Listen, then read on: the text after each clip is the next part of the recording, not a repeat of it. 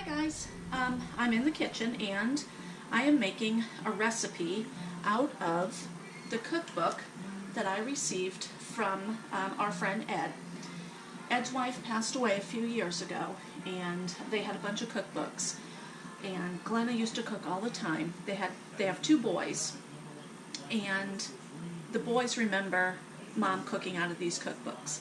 Ed has let me borrow two special books, and then he gave me a bunch of books. And what I'm going to do is make some recipes out of here.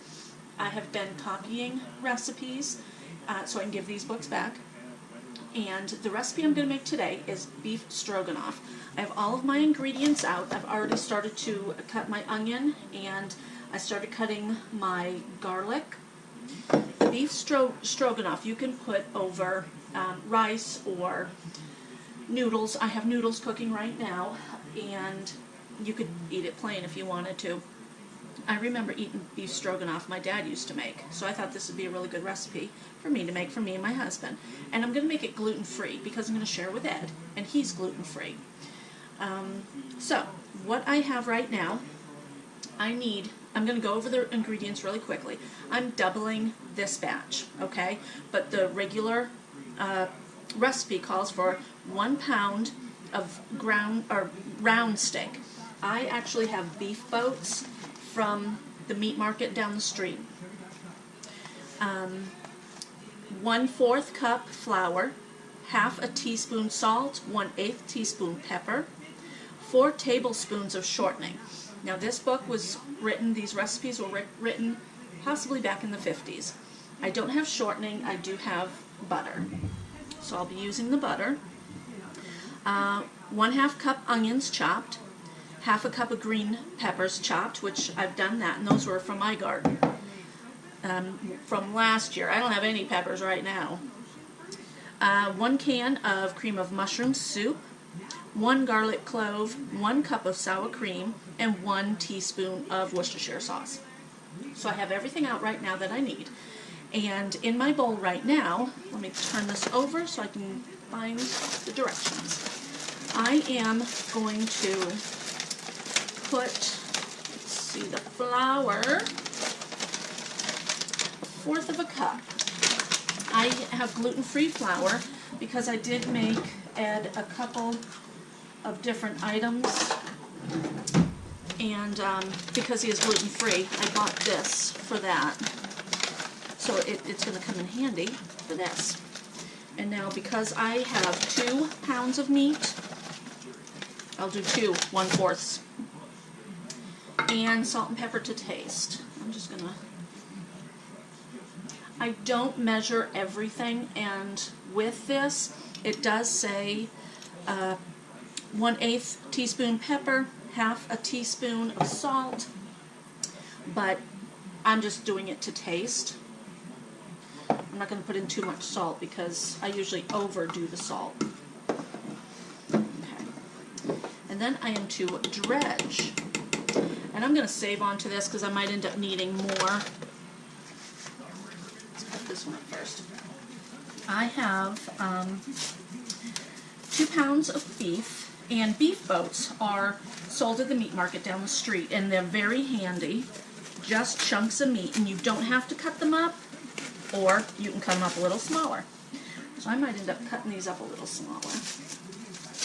Put this one in here. And with the sour cream, I usually do not buy this this brand here. I usually actually get it at the Mexican market down the street, but I didn't want to make another stop, so I decided just to get that at Kroger. And this is still kind of frozen. I was hoping it would not be. Ugh. That's not bad.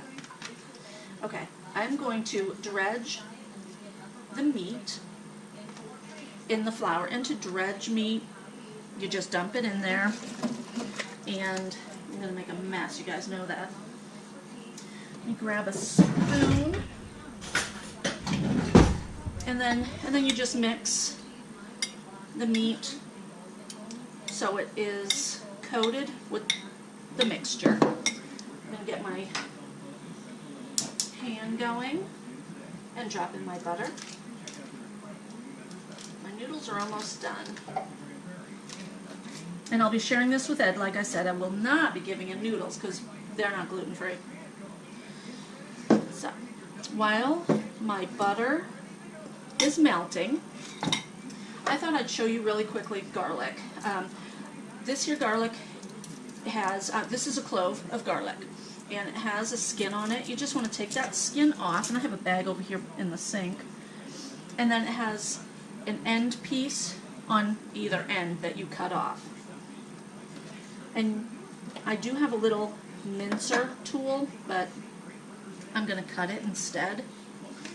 And then I kind of cut it like this, and then more like this. Just be careful of your fingers. And this garlic's kind of old. I've had this probably about a month now, so I need to use it up. We usually go through garlic a lot quicker than what I did. But just cut it up, and you can cut your garlic pieces in as big or as little as you want. I mean, it's not a big deal. It's up to you. If you want to get a big chunk of garlic in your mouth, go ahead and do so, which sometimes is really good. I love garlic. Okay, the butter's melting. And then I have my onion sitting here as well. Once I get the meat browned, the garlic and onion will go into the pan.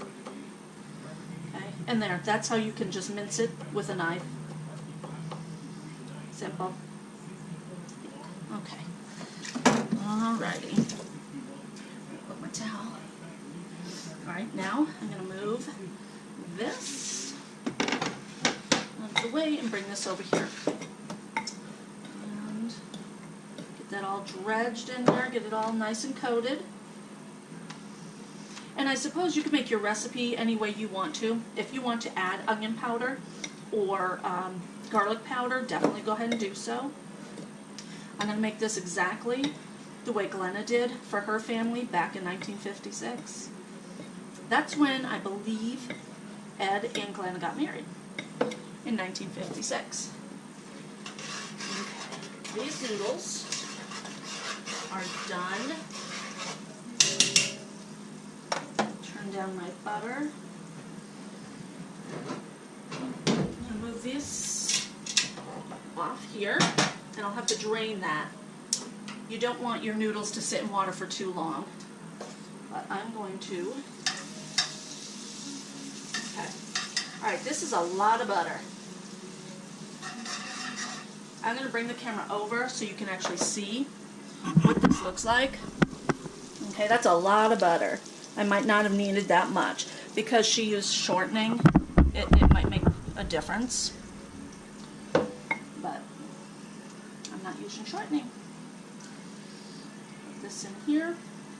And once all the meat is coated and you have it in your pan, then you're going to add your onion and garlic. So what I'm going to do, now that you've seen me dredge a little bit of this, I'm going to finish coating the rest of the 2 pounds of meat, and I'll bring you back when I'm ready to put the onion and garlic in there. I'm also going to drain my pasta. So hold on. Okay guys, I have the meat out of here. I moved my cookbook a little bit to this spot, so let's see.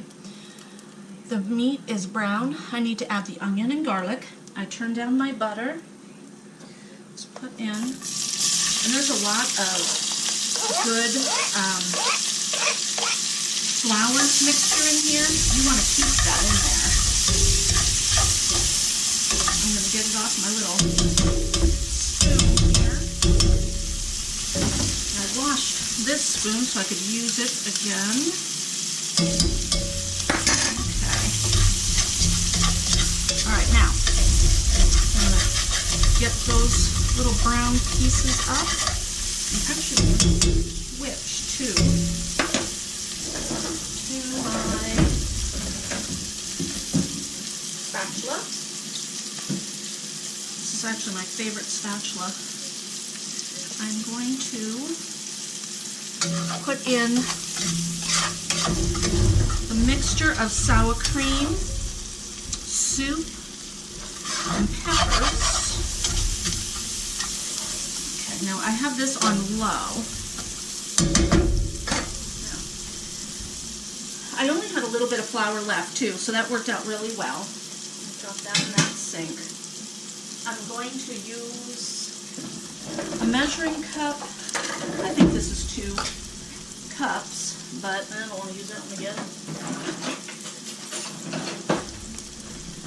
because I might not use all of this. Oh yeah, that's 2 cups. So what I'm going to do, I'm supposed to mix everything together before dropping it in here. So I make way too many dishes, don't I?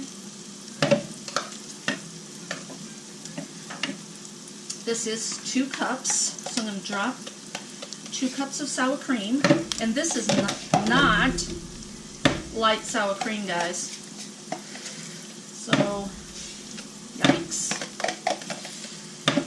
Okay. Put that away. Where did I put my cloth? Okay. Now I need 2 cans of cream of mushroom.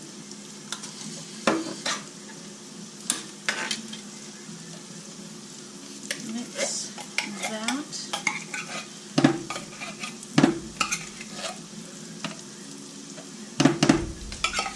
Get it all out. I have 2 cans. And then I need 1 tablespoon of Worcestershire. When we use the Liam Perrins, that really does have a good flavor. It's a little bit more expensive, but I think it's worth it. I'm not going to do it over that because sometimes I do pour right over my product, but no, my luck, that'd spill everywhere. I need 2 tablespoons because I'm doubling my batch. It's funny how much I forget. You just mix it around. Okay. I am going to, that looks kind of nasty actually, put my peppers in there.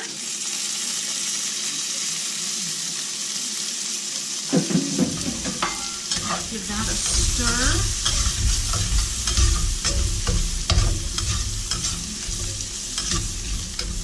This is supposed to simmer for 45 minutes.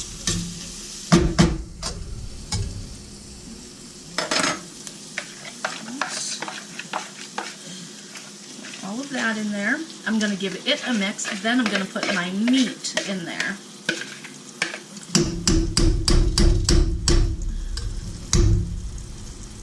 I have a mess. I am not a neat cook. That's a fact. But it'll still taste yummy.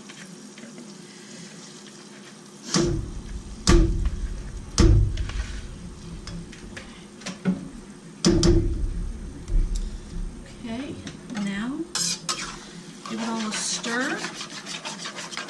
This pan's hot. Wow. Okay. Let's see. I have everything in there. Now the meat. I'll go right back in there. Mix it together.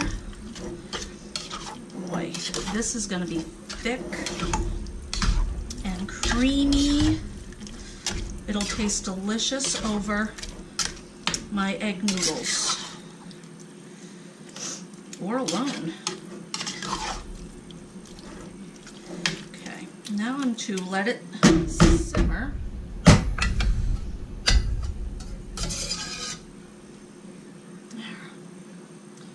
Let it simmer for 45 minutes, covered. I'm almost afraid to put the cover on because it is so thick. I'm going to have to keep a good eye on it. And it'll probably cook down. And I'll bring you back as I check on it. Okay, guys. the meal is done. I have already put some in a bowl for myself, and this really came out good. Let's put the camera over here. The camera was acting a little bit funky on me, so I'm just kind of watching it a little bit, but this came out really good. I did have to stir it often because it is so thick. I didn't want it to stick and burn. It is so creamy. It is delicious. The sauce is creamy. It has a flavor, and I can't tell if it's the garlic or if it's the Worcestershire sauce I'm tasting, but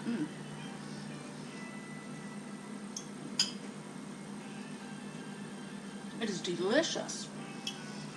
Let me get a knife to cut that piece of steak there. The meat cooked up very well. Tastes amazing.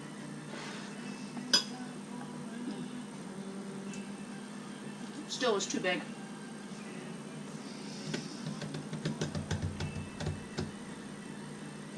I hate eating on camera.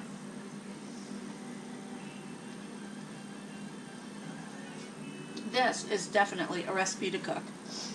I will write the ingredients down in the description box below. If you decide to make this, let me know. It is delicious. What I'm going to do with this, I'm going to give Ed some, and I'll probably freeze some of this. My husband and I are thinking about going camping this weekend. I know that sounds crazy, right? Camping? It's only supposed to be down to 41 in the evening at night, so we might go camping. I will freeze some of this. We might take it with us. If I freeze it in a food saver bag, all I have to do is boil water, throw the bag into it, and it's a quick, easy meal. So that's why I made so much. If you make this, let me know about it in the comments below. Definitely give me a comment. Subscribe to my channel so you don't miss out on any of the fun. And thanks for watching. Bye-bye.